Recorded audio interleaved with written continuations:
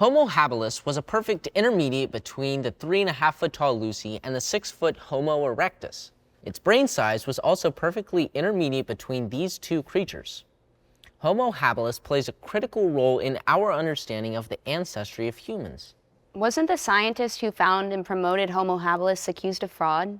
For real? Yeah, a colleague of his accused him of fraud for spreading out the bones of the Homo habilis skull in order to create a large-brained ape man. Okay, so one person accused him of fraud. Maybe they're wrong. Well, not just one person. It happened multiple times. According to who?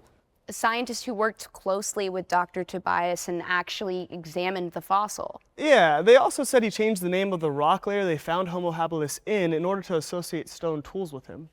And he was accused of fraud when he identified the bones of a recently buried human as a new kind of ape man, the so-called Boscope man.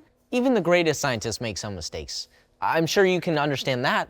Sure, but a human anatomy expert identifying the skull of a donkey and the arm bones of a ruminant as an ape man or say man, that seems like a career-ending mistake, especially on top of all the other mistakes. Dr. Tobias wasn't the only one fooled by the Orsay man. Other prominent scientists thought it was an ape man before it was reclassified as a donkey or antelope. When a complete Homo habilis skull was found, it was ape-sized, 510 cc, and the skeleton wasn't an intermediate size either. It was only 3 feet tall, the same size as Lucy. Many scientists say today that there's no such thing as Homo habilis. They say that Dr. Tobias took ordinary Australopithecine bones and added plaster and skull enlargements and other alterations.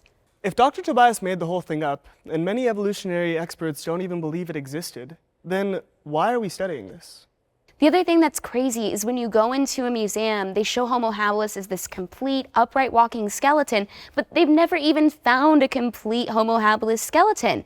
Homo habilis is represented in the fossil record as fewer than 100 pieces of bone fragment. That doesn't seem like much to go on.